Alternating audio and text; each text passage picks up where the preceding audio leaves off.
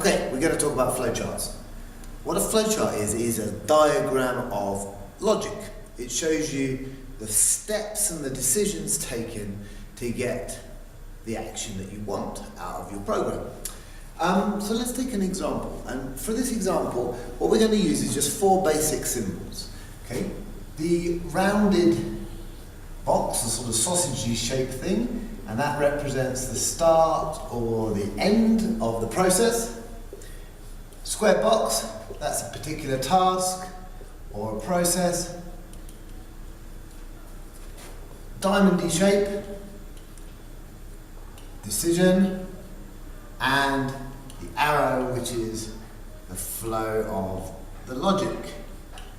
Okay, so now any of our little processes that we do can be represented by this. This is like how you would design program code. So just as an architect would sketch out, their design for the house, pretty advanced house this is. Okay, I'm going to have a little flower here, I think, and a little garden path here.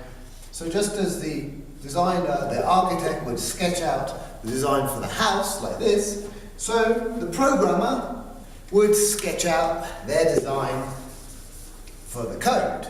They would decide that the program starts here, it's going to go on to do a particular thing, do another thing, have to make a decision, split up between 2 possible results, maybe end, and such like. So let's take a little example. Right, here we have a simple flowchart.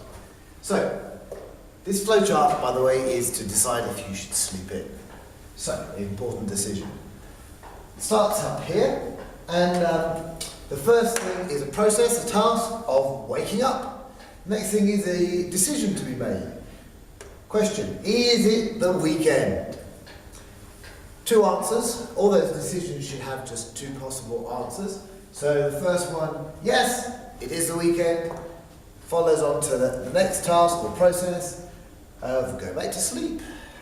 Brilliant. This is obviously ideal. However, if it's no, well, then what we need to do is we need to check the time, next process.